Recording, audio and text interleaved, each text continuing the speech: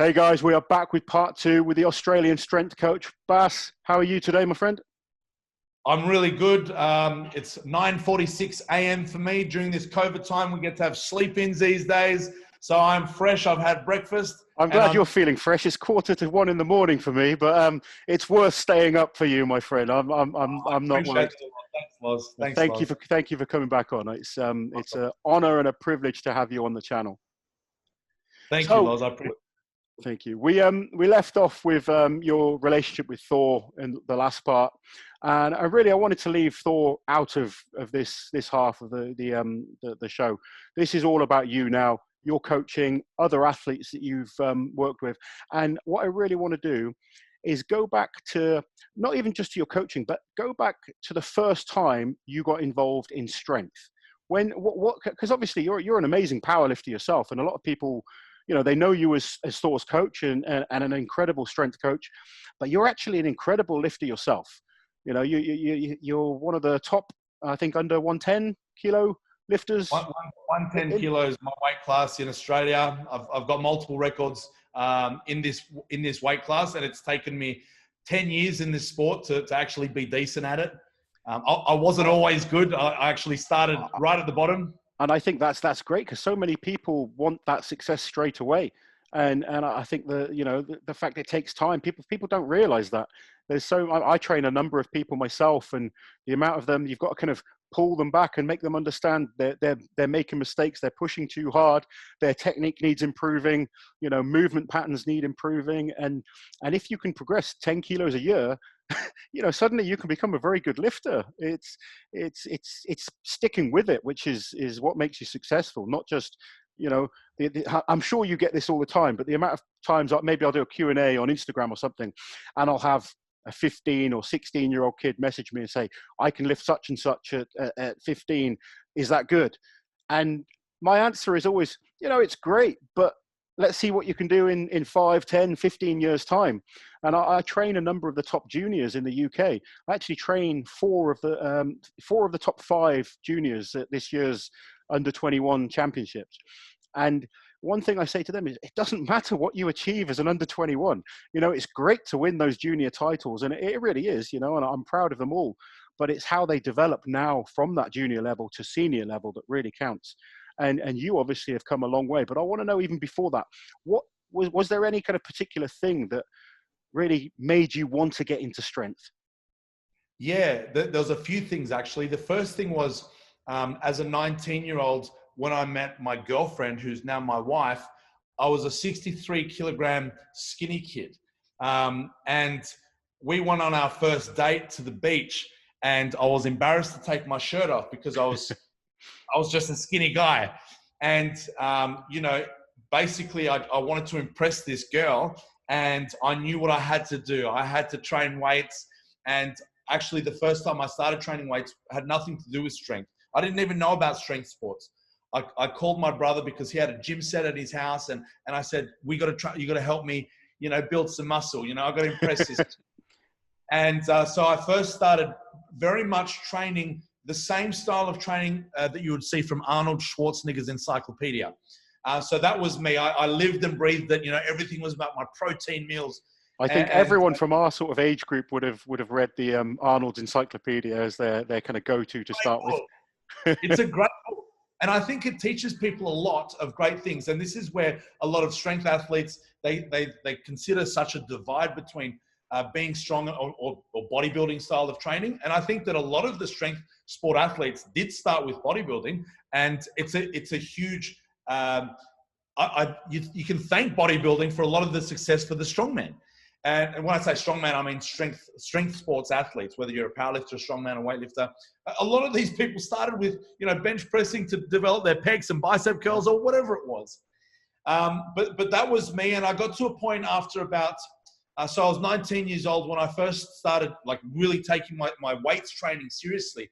And, in this time, my passion for the sport of of bodybuilding turned into my career. I began as a personal trainer in a commercial gym. I wasn't training the caliber of athletes that I'm training today. I was training general population.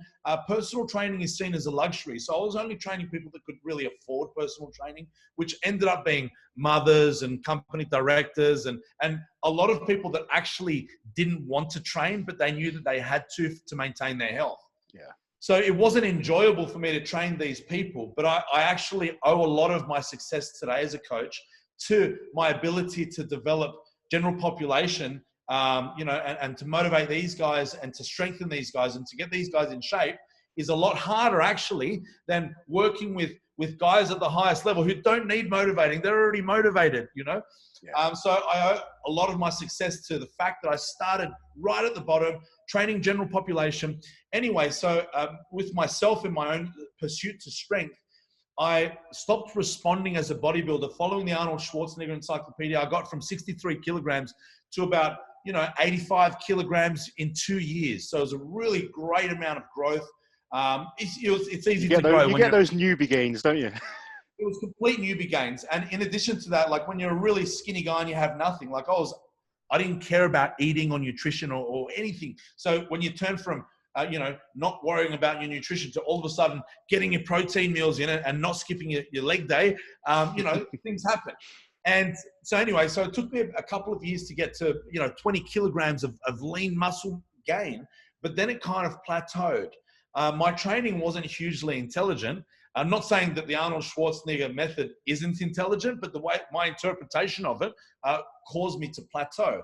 Up until I was a personal trainer at a commercial gym, and a new personal trainer came on board who was a professional strength coach for a rugby team in South Africa called the Blue Bulls. And I didn't know anything about strength coaching or strength training, but this intrigued me. This guy trained pros, and I wanted to be part of it. So I employed him straight away. And I said, I want you to teach me what you do. I had no idea what it was. And he introduced me to some really simple principles, the main one being progressive overload. I used to train with the methodology of a bodybuilder, thinking your muscles don't have a set of scales in them. It doesn't matter how heavy the weights are that you're lifting. So I never used to worry about how heavy I was lifting. I used to chase the pump, as Arnold would say.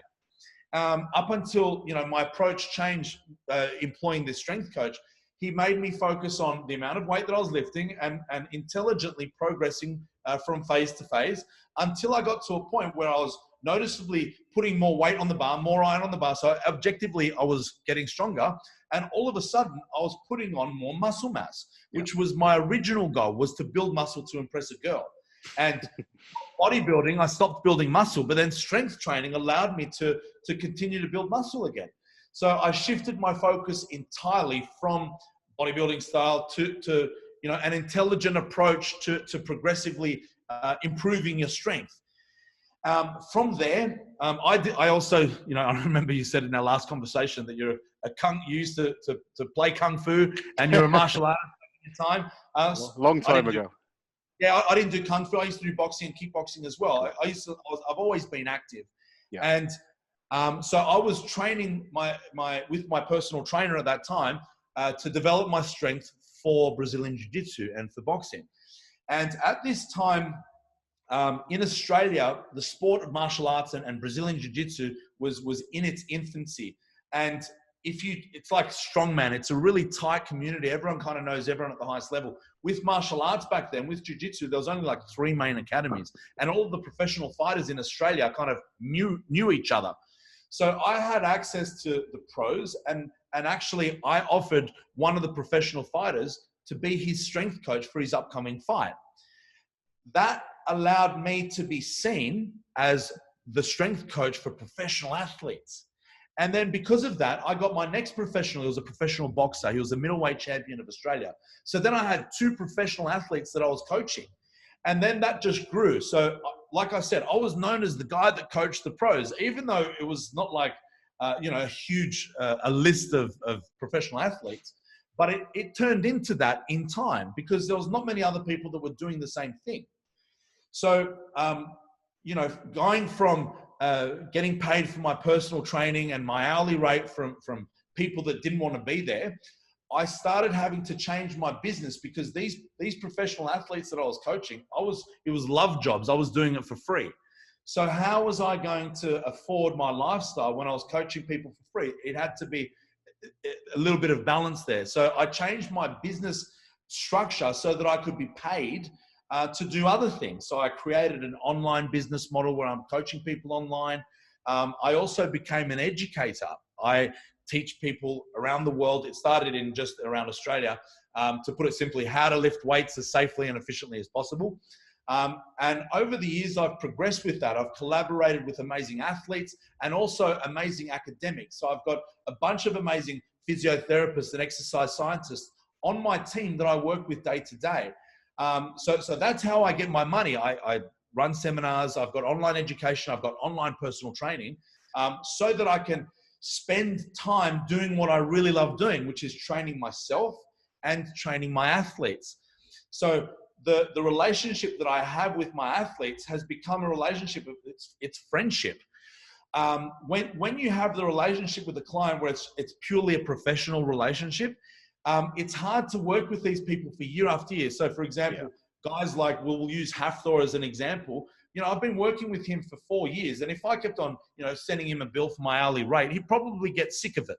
Yeah. And it's not just Hafthor, it's all of my high-level athletes that I work with. We're all just mates now. Let's quickly go through a list of your top fighters, powerlifters, and strongmen that you train. Yeah, let's just talk about strongman, because, you are a strongman. I've recently started working with you, Loz. You have indeed. Helping you with your powerlifting journey. Yeah, you helped me get a PB in my last powerlifting comp, so that was good. That's coming back from injury. Working with guys like you make me look good, because you don't bench press as a strongman. So an exercise like a bench press is seemingly a new exercise. So hitting a PB on something that you don't really train that often. Pre-coronavirus, I was really enjoying my benching, just because it is such a different movement. Like, strongman benching isn't important. It's a great assistance movement to upper body strength, but it's always about overhead in strongman. So the bench is always a secondary movement. You don't focus on it in terms of, max effort. But just exactly. And all of the overhead work that you guys do, you've got strong shoulders, which is the tools that you need for a strong bench press. Yeah. So it's got great carryover. So guys like you, in your world, so yourself, Graham Hicks, I've started working with, to the point where he came over to Australia and competed in his first powerlifting competition. He totaled 1,100 kilograms in his first ever competition. He is someone that could just light powerlifting up. He really, I think he's better suited to powerlifting than strongman. I absolutely agree. The guy is really well, like, if you look at the proportions of the guys at the highest level in strongman, like, let's look at Thor, for example. He's a giant. It's pretty hard to beat him in certain events that he's just bigger than everyone, and it's just easier. Someone like Hicksy is never going to beat Thor at a keg toss or something like that. Exactly. He's just at a genetic disadvantage. But Hicksy's strength when it comes to squatting, bench pressing, deadlifting, overhead pressing, he is without question one of the strongest men on the planet. Yep. And actually that was our goal when we first started working together, was to achieve the all-time world powerlifting record. And to be honest with you, in a very short preparation, we got him from, bench pressing. I had a seminar with him where I introduced him to the bench press, and he bench pressed 250 kilograms the first time he tried this technique, which was huge.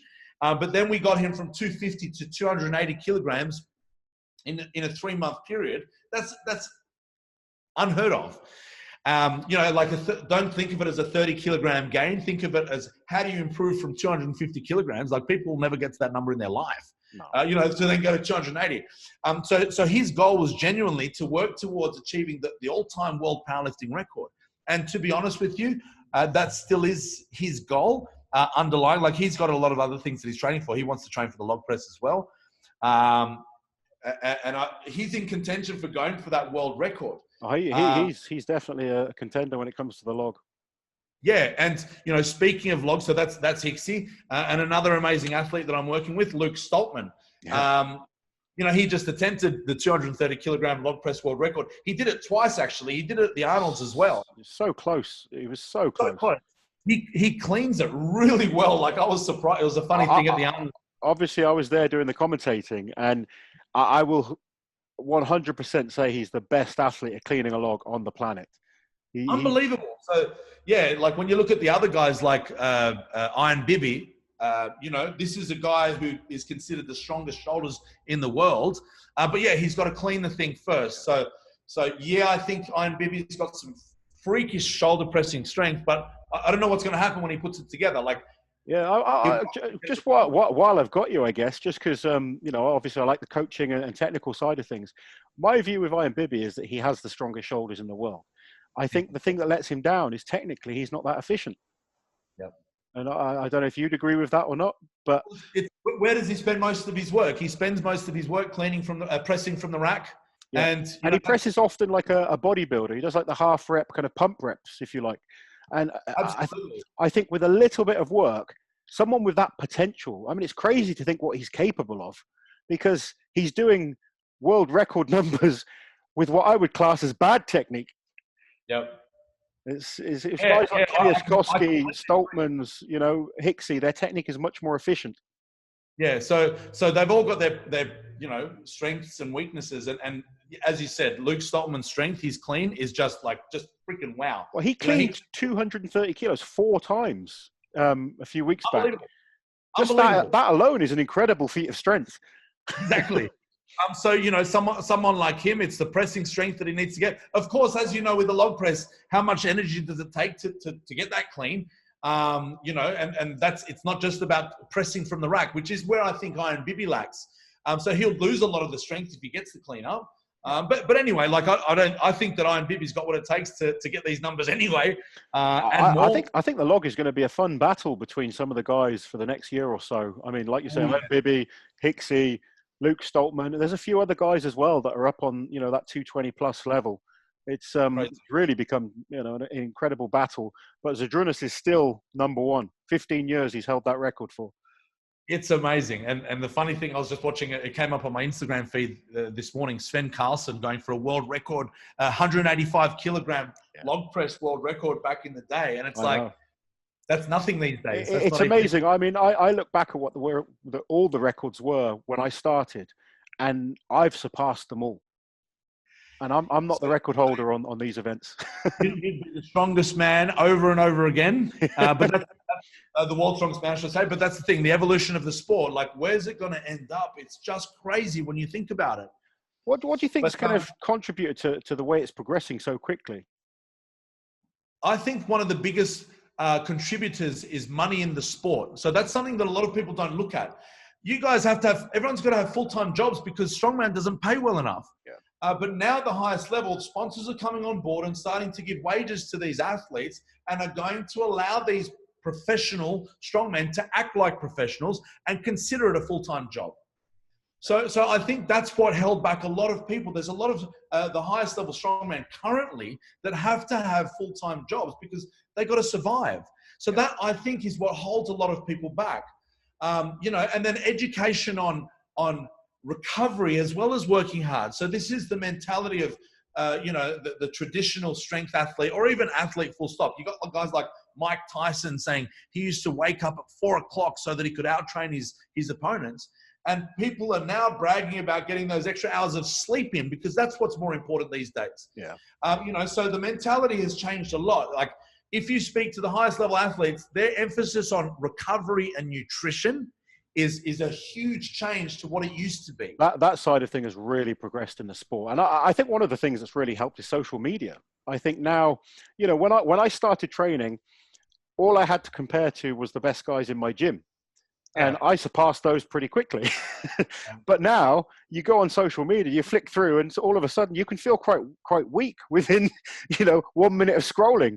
And it's a good thing and a bad thing at the same time, because some people will get that complexion that they're no good and they'll get down about it, whereas other people will take it in a positive way and think, well, this is possible, and they'll push themselves. And I guess it depends on how you look at it as to how it will affect you. Unfortunately, that is absolutely a thing. Like on the flip side of that, I work with my wife who has a female-only business, and they're facing the same thing. It's like body image disorders, where it's like, if you look good and post it on social media, you're going to send a lot of females in the world into eating disorders. So this is the negatives. And it's the same with the strength world. People are looking at it and you know, depression and mental health issues are coming up because of all of it. It depends on it's something I've always tried with my information that I give out on my page and stuff. I try and give factual information, real life. I posted a video the other day about calories, because I'm fed up of seeing strongmen telling everyone they're eating 20,000 calories a day. It's, you know, it's ridiculous. And then you're getting these, I'm having young guys come up to me saying, oh, I'm trying to force feed myself 15,000 calories a day. I'm like, why? You're not going to get any good like that. You know, you need to progress like you would on your deadlift. You don't go and try and lift 400 kilos. You've got to progress. And it's the same thing with this side of things. So I think a lot of people are doing things for the likes on social media, and it's unfortunate, but it is unfortunate. And as you said, it does good and it does bad depending on who you are. Because for me as well, I'm in the exact same position as you. In my commercial gym, when I first started powerlifting, I had a 200 kilogram squat, and no one else in the gym had that. That was unheard of. So I enrolled to do a powerlifting competition and found out really quickly that that ain't good enough. But it was a really humbling experience. I had, there was a mentor of mine. He's a strength coach. He sadly passed away. His name is Charles Poliquin. And people say to me, what was the best piece of advice that you received from Charles Poliquin? And I say, that he said to me that I was not strong enough. I came to him with a 210 kilogram squat, and I said to him, I want to do this squat every day program that you prescribe. And he said to me, what's your best squat? And I said 210. He said, no, you're not strong enough. I said, did you hear what I said? I said 210. You know, it's laughable. And it put me in my place really quickly. And that's when social media, I wasn't on social media. I didn't have Facebook or Instagram, and I didn't know what was possible. And then all of a sudden you see guys that are much lighter than you, lifting much heavier than you. It's like, okay, now I know what they mean. And now we see girls like Steffi Cohen lifting ridiculous numbers, and you know, well, she can out squat what I was doing and out deadlift and out everything what I was doing. And that's a 60 kilogram chick. You know, and it's like that. It's unfortunate that you've got to be sensitive to people that I don't know, that can't handle it the same way as some people who will be motivated by it and make them actually better athletes or better people. But you can't you can't appeal to 100% of your audience, and that's just that. So it's a hard balance to find to try and be like exactly what you said. The best way is just to be honest, just to be factual. You know, this whole 20,000 calorie idea is absurd. I actually did one day of eating with Hafthor, and it was for social media, and we had to do it properly. So we got all of the meals, and actually I really extended myself, and we ate a fuckload, and it ended up being 8,000 calories. And that was when we weren't training that. We didn't train that day either, and it was just like every 2 hours we had to eat, go for a 10-minute walk, come back and just digest, and then eat again. Like, we took it seriously. 8,000 calories. Like, how do you get 20,000? And that's the thing. Hafthor has built up to that over time. You know, you and myself, we could do 8, 10, 15,000 calories one-off in one day. But to eat consistent quality food at 6,000 calories a day is hard, never mind 8 or 10,000, you know. And when guys are telling you they're eating 20,000 calories and, you know, that this rubbish, it's, you know, I know it gets the likes and the hits on social media, but it's not what's going to get you. It's going to get you ill. It's going to put you in hospital. That's the, you know, the truth. Yeah. So I certainly don't advise it, but you know, it's unfortunate. But the great thing with social media as well is there's so many brilliant information out there, and I think that's another reason lifters are so much better now and progressing so much quicker, and we have so many more great lifters, because there's always been good guys, but now you've got so many guys that are good, and there's more knowledge and more knowledge, not just on the lifting side of things, but like you said, the recovery, you know, the nutrition, the hydration, you know, how to recover from injuries. There's just so much brilliant information out there. It's just finding the right people and the right places. Absolutely. And, you know, that's the thing with social media. Where do you turn to? There is a lot of information, and some people are giving great information. And then there's the beef with other, you know, with influencer to influencer. You know, it can be a little bit of a shit fight at times. But you know, it's how to separate the good from the bad. It can be a bit of a challenge, but that's exactly right. There are some amazing influencers out there, and guys that are releasing great content for free as well. That's what I try and do. It took me many years of not understanding. Like I said, I employed my first strength coach, and I had to pay, at that time, it was $110 an hour for a personal trainer just to teach me progressive overload. And this is a really simple concept, and I just never knew anything about it. So it's like, you know what? All of these simple things that I'm teaching for free, a lot of people look at it, unfortunately, and they go, oh, it's for free, so it's not valuable. Yeah. But it is valuable, and following guys, and this is my advice to people, follow guys that are actually not people that tell you that they're doing it, people that are actually doing it.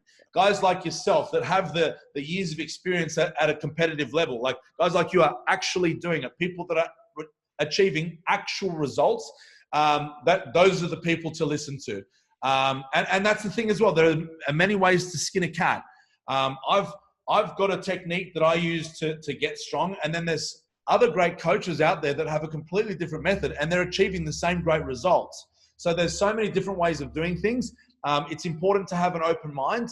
But yeah, social media for me, it was a really positive thing. Like I said, when I first started powerlifting, my squat was, in my first competition, was 230 kilograms, which I was incredibly proud of. Since then, 10 years later, I've gone from 230 to 375 kilograms. That's a pretty damn good squat. It's a good improvement. It's a great improvement. And actually, my best improvement would be my bench press. My first competition, I bench pressed 150 kilograms, which I was also hugely proud of. Yeah. For me, that was actually a PB on the day. Like in the gym, I'd never done that. So on the day, I stepped up to the occasion. 150 kilogram bench press. 10 years later, my best bench press is 240 kilograms in competition. It's a big difference. Yeah. And that's the thing. A lot of people look at it and say, how do you do this? Oh, well, I'll tell you how. This is 20 years of training weights. It's not that complicated, is it? In terms of a formula, it's just hard work over a long period of time. It's that consistency. Exactly. It's consistency. Do it for longer. And how do you do it for longer? Injuries get in the way from being able to do it for longer as well. So how do you not injure yourself? I can vouch for that. Yeah, it's heartbreaking when you see, like, even with you, like, listening to your stories about how people think it's a holiday. Well, how was your last holiday? You celebrated your anniversary of your marriage. Yeah.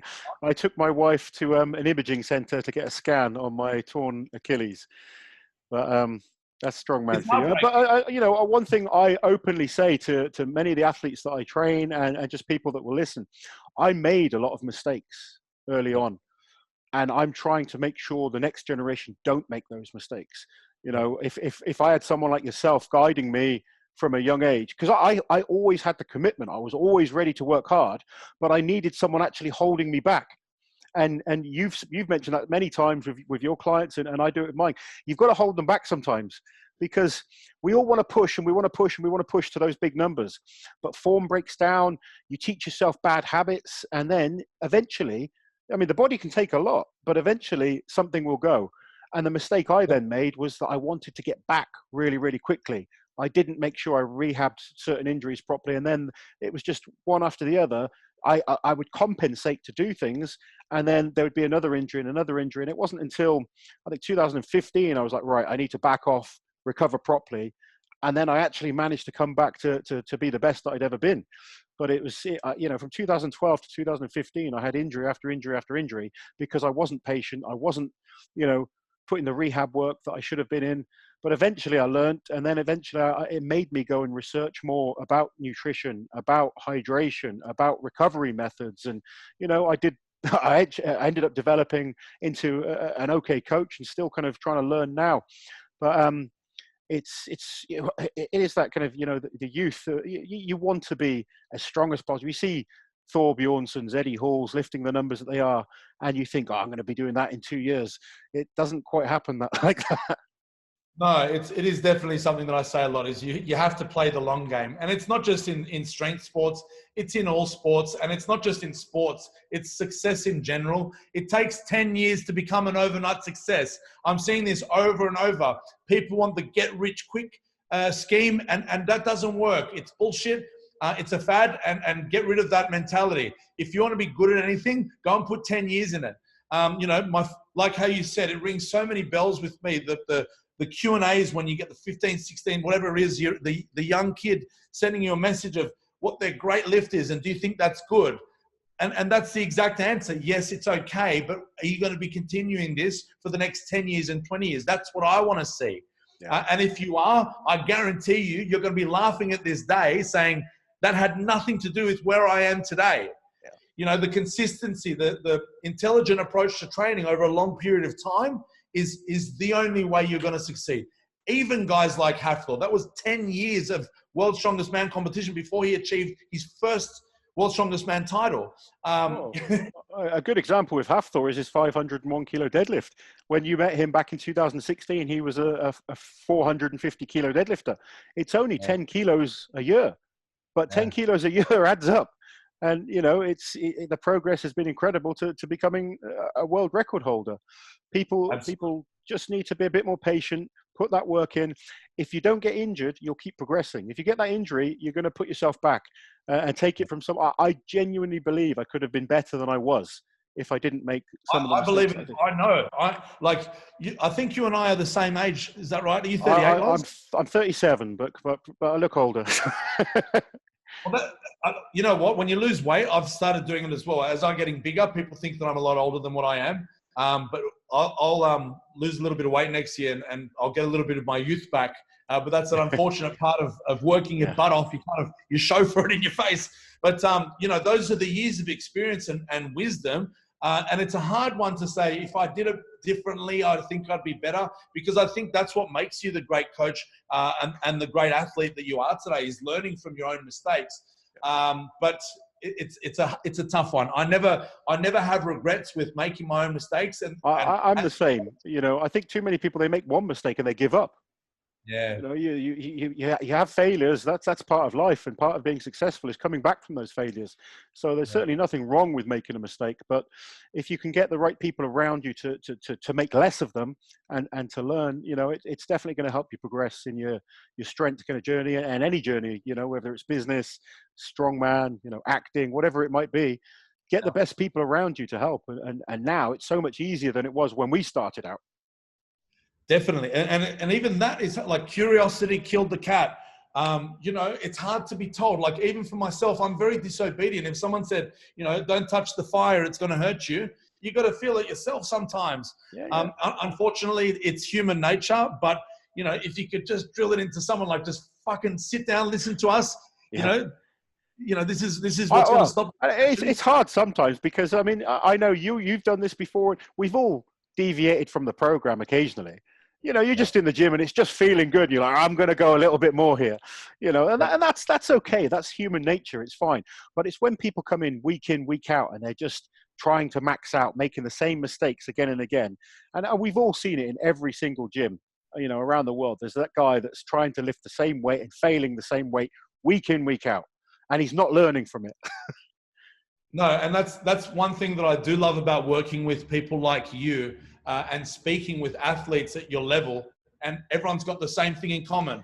So don't max out every session. It's really funny, because obviously I came to you after tearing my Achilles, and I said, Bas, I want to do some powerlifting just to get me back training. You know, my ambition isn't what it used to be in terms of strongman. I'm focusing more on business now and, you know, other things, but I'm always going to love training. And powerlifting is a little bit more, it's a safer step back into competition. And I thought I was going to do this push-pull. I knew I wouldn't be ready to put a big squat in, but I thought, you know, I can put the pressure through the heel to deadlift, and bench pressing wasn't an issue. So it was a good chance to progress on the bench. When I tell people that you had me deadlifting 160 kilos to start with, and there's people in my gym looking at me thinking, what the hell is this guy doing? But I was happy to stick to it. I was in the gym deadlifting 160 kilos. I went on to deadlift 380 kilos in my comp. It wasn't a PB, but it was, you know, I was still coming back from injury. But I started at 160, and then 4 months later, I was up at 380. People can't get their head around that.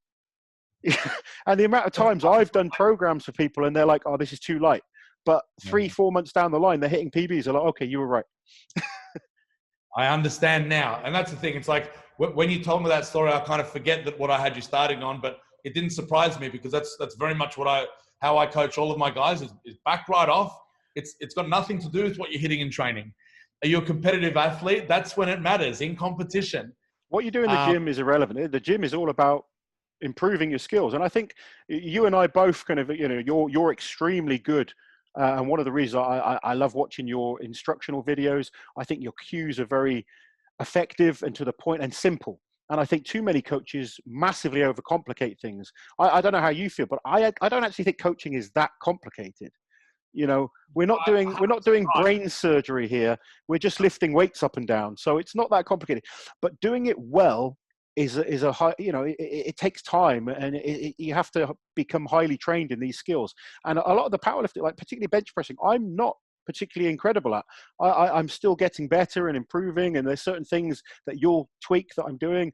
And it's about practicing that skill, like a tennis player would practice their forehand or their serve, or whatever athlete. It's improving skills, not just getting stronger, but getting more effective at movement patterns. So sometimes when you are getting your athletes doing these lighter weights, it's practicing a skill, not just banging out as much weight as you can and trying to get a pump. Yeah. And it's using other athletes as an analogy, as you said, with a tennis player. They've got their forehand, their backhand, their serve. When they first started, it's still the same movements. What's the difference when they become the pro is they're just doing it a lot better. Yeah, exactly. Because they've done it 10,000 times or 100,000 times or whatever arbitrary number, but it's a lot of practice at the simple stuff. It's not as complex as people make it out to be. And you'll see it like a lot of, I've had the pleasure of rubbing shoulders with some of the strongest athletes in the world, and they're not able to articulate what they do. For example, they just know that with the deadlift, they bend over and pick up. Like having Hafthor teach me how to pick up an Atlas stone it's a really, I love it because you just bend down and pick it up. I remember the first time there was a guy called Adrian Rawlinson. He competed at World's Strongest Man, he was a British strongman. And I was really excited, went to train with this guy, and I was a young up and coming guy at the time. I was like ready to pick his brain, ask him all the questions, because when I was younger, I just used to ask a lot of questions. I wanted to know everything. And I went to this guy's, training yard. He had loads of kit everywhere. And it came to Atlas stones. He's a pretty good Atlas stone lifter. And it was a weak lift for me. So I was like, I really wanted to pick his brain and understand how he did it. And I was, right, Aid, what do I do? You bend down and lift it up. Okay. Thanks for that, buddy.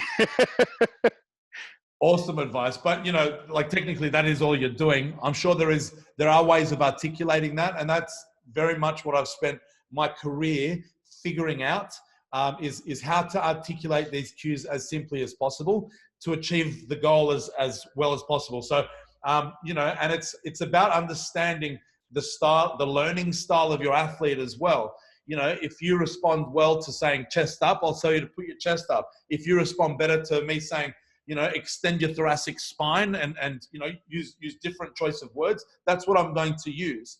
But the job isn't to sound smart. The job is to get the job done. Yeah. And you are right. I think that is the lost art. That is the lost art of coaching. There is science and that helps, but coaching is absolutely an art. And having experience in doing it yourself, like yourself, it goes a long way. But then, spending the years and actually trying to articulate it, that helps too. There's a saying from Albert Einstein: if you know it well enough, you should be able to explain it simply. Definitely. And sometimes I find myself having to define something, and it's taking me too long to define it. And it's like, just stop. You obviously don't know it. Well, I think when it comes to squatting, benching, and deadlifting, you definitely know what you're talking about. In my opinion, I really think, particularly for raw powerlifting, you are the best man to go to. Obviously, there's lots of good coaches out there, but the reason I came to you is because I like the clear, simple kind of advice that you give. It's not complicated. I'm not a complicated man. When coaches try and science the hell out of something, I'm just like, whoa, calm down. We're just lifting weights here. You know, all we do is lift this stuff up and down. You know, I understand that there's technique to this, and there's skill, and there is some science, but let's just back it up a little bit. This is lifting. And, you know, you have very clear instructions. You look for, you know, the simplest things, and you get the best out of all your lifters. And that's a great thing as a coach. And like I say, when it comes to powerlifting, I think you're probably one of, if not the best coach on the planet. People should definitely go and check out all your pages and your instructional videos. I'm just going to change the size of my hat. I've got to make it a little bit bigger. Thank you. That means a lot coming from you, man. That's a huge compliment. Thank you, brother. So just before I let you go, let us know what's next for you. What have you got coming up? Is it kind of just focusing on business right now, or have you got any contests coming up that you're really focusing on? Yeah, so this whole COVID situation, it's been a blessing in disguise for me, and I believe for a lot of people as well. But it's allowed me to stay in the one place without I usually travel around Australia and around the world to coach people and also to work. But now I've been forced into lockdown. If you can see behind me, I've got my gym here. I've got access to my gym. I've been training uninterrupted for the last however long ago it started. I think it was like mid-March. It's gone on forever now, hasn't it? It's been going for a long time, and my improvements in my strength have been very significant, just because it's been my first time in a long time that I've had uninterrupted training time. Now, you asked if I've got any competitions coming up. To be honest with you, I would love for my next competition to be my last. Okay. Yeah, so I'm 38 years old, and as you know, competing at a high level can be very selfish. Yeah.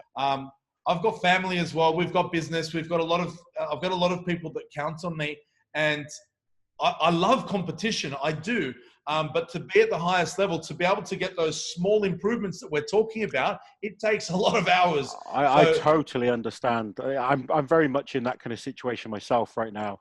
And, you know, I think, like you say, you've got a family, you've got a young daughter. I'm in the same, you know, I've got 3 kids, a wife.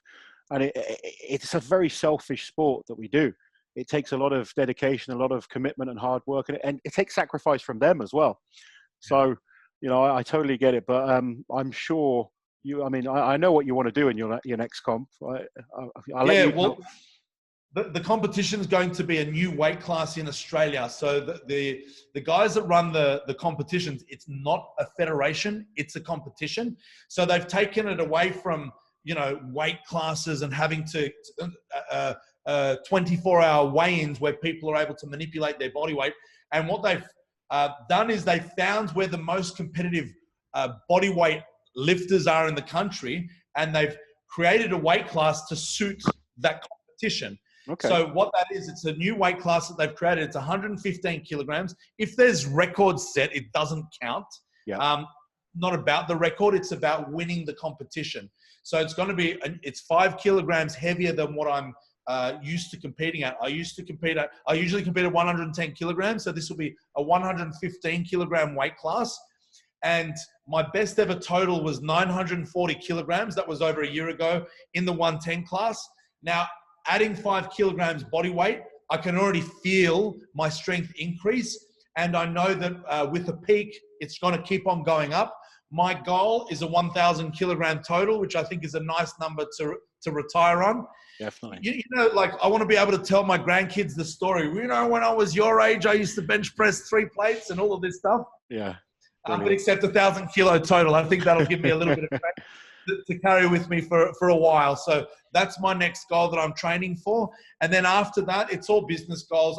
I will never stop training, but just, you know, for high level competition, I'm just going to be backing off from there.